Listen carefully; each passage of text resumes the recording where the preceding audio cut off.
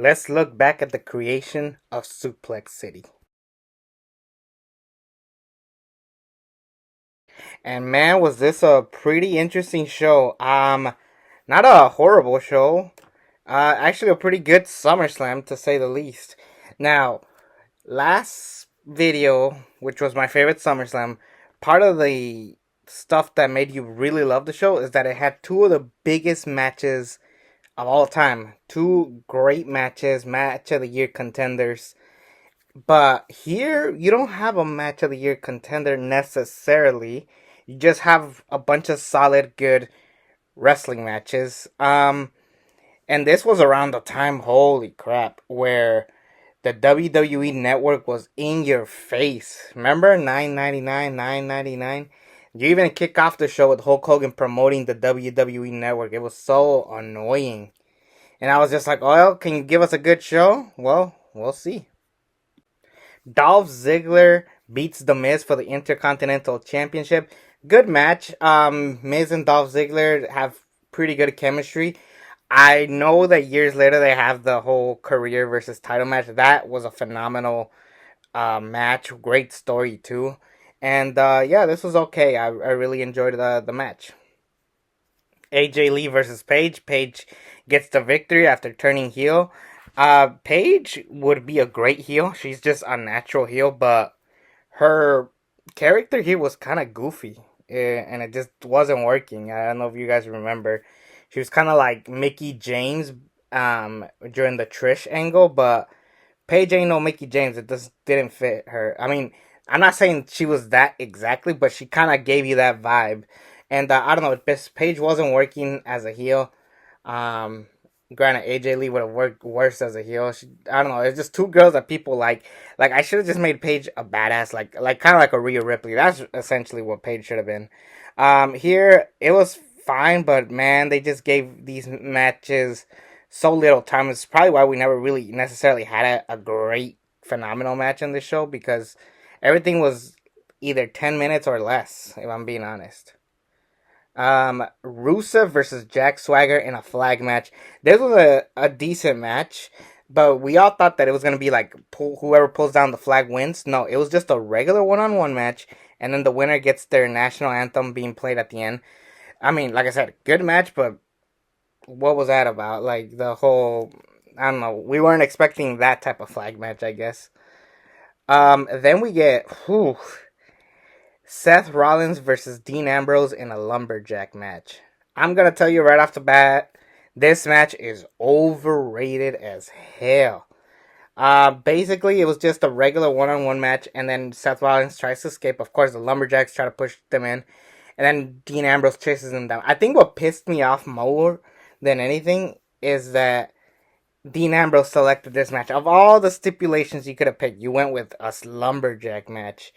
They didn't even bother with like a steel cage, which made sense if you didn't want Seth to escape. You could have done other stuff. Obviously, they have a Hell in a Cell later on in the year, but their best match happened the next night on Raw, where they had like a false count anywhere match. They had concrete bricks on the floor. Seth uh, curb stomps Dean into the bricks. That should have been the match here by far. If everything was going to be less than 10 minutes, this should have been that false count anywhere match. I don't know why they waited till the next night to give you the match that we wanted.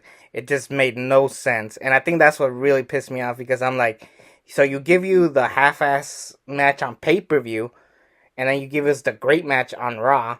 And then to top it off, there was a point in the match where both men get out of the ring. They're fighting in the crowd, and then the lumberjacks are just standing there like a bunch of idiots, only for Kane to send him down. They pick up Seth. Dean jumps all over the lumberjacks. All lumberjacks start brawling with each other, and it took you away from it. It just led to Kane and Seth just taking out Dean. It was, I don't know why people like this match. I really don't. It's not horrible. There's some good wrestling from here and there, but no, like this match is not the classic that you guys remembered it to be. I'm sorry, it wasn't.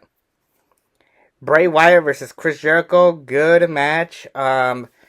These guys always had mixed chemistry, not horrible chemistry, but it was alright. Luckily, they put Bray Wyatt over. At this point, we were kind of like hoping that the Wyatt family can recuperate from losing to John Cena. So I guess the next step is to fight Jericho. But yeah, there was that. Then we get, holy crap, Stephanie McMahon versus Brie Bella. Basically, they were just taking Daniel Bryan and Triple H and then just throwing their wives in there. Essentially, that's what this match was, because the story was it was either Brie Bella loses her job or Daniel Bryan has to vacate the belts. Brie Bella chooses to quit. Daniel Bryan wasn't medically cleared, so it was kind of pointless for Brie to do that. There was like a whole story, like Stephanie McMahon slaps Brie Bella in the crowd. Stephanie McMahon gets arrested, and then they basically negotiate. They have this match instead. Um, and the crazy part is that this match was good. It's not crazy that the match wasn't good. I mean, Stephanie was pretty good in the ring. Brie Bella was all right. But the funny thing was that, Stephanie was the heel and Brie was the baby face. And naturally, everybody started cheering for Stephanie the moment they realized she still got it. This was a, like I said, decent match.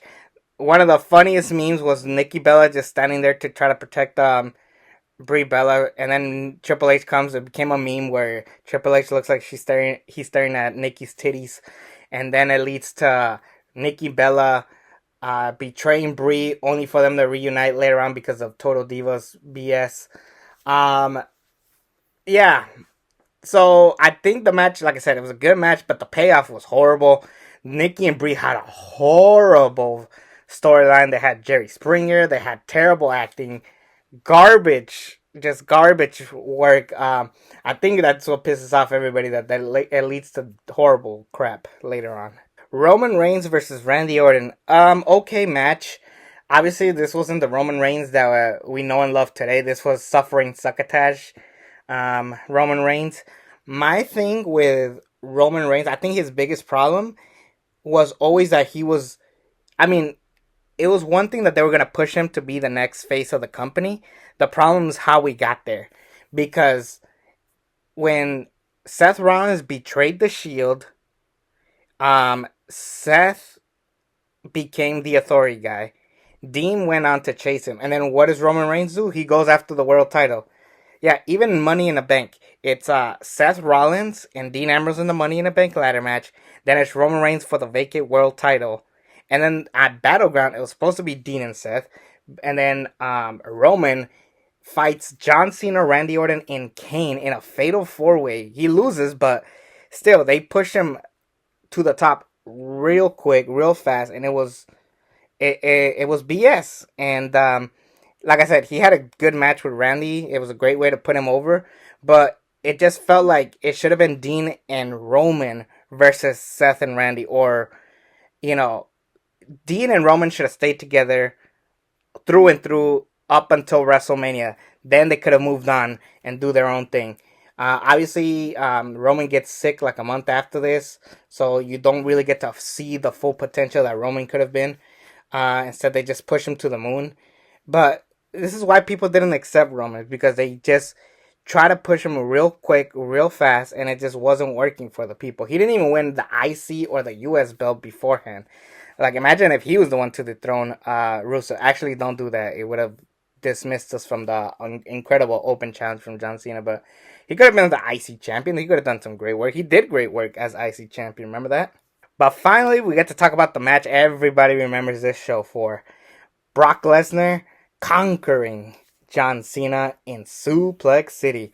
This is for the World Heavyweight Championship after Cena won the belt after Daniel Bryan vacated it. Well, the story here was that, and I love the story that Sam Roberts and John Cena told, where John Cena talks about, like, okay, Brock Lesnar just ended the streak. How do we follow that? Well, why don't he just beat the crap out of the face of the company, John Cena? Now, initially, from what I understand, this is supposed to be Daniel Bryan versus Brock Lesnar. And I think story-wise, it made sense. But if they gave us Daniel Bryan versus Brock Lesnar, and it was just Brock Lesnar beating the crap out of Daniel Bryan, people would have probably hated it, because they're like, oh, we got disappointed. We didn't get the match that we thought we wanted. Like, I get it. That would have sucked. I'm not gonna lie, but I think John Cena in this position, just getting beat up, being thrown, he sold the hell out of those suplex. He was rolling around. Think of The Rock when he sells a stunner. That's essentially how John Cena sold the suplexes. Essentially, like there was no momentum for John Cena. It was just maybe like a couple of attitude adjustments, but for the most part, it was just Brock Lesnar beating the crap out of Cena for 15 minutes straight. 16 suplex to be exact. I remembered they kept throwing that number at you because it was gonna lead to John Cena eventually becoming 16-time world champion. But for me, this was the match of the night, and it wasn't your technical masterpiece, but it was definitely the most memorable match of the night. And sometimes you don't have to be the one with the most um, technical wrestling. Sometimes you just need to showcase a moment, and that is exactly what this match was. Is a moment that people will remember for the test of time. People still talk about this match. I bet half of you don't even remember the rest of the matches that I had talked about to this day before this review, and it's just a testament to how good Brock and Cena really are. Granted, it would have been just as memorable if Daniel Bryan was in this position, but in hindsight, it makes sense that they vacate the belt for Daniel Bryan's safety. Jesus.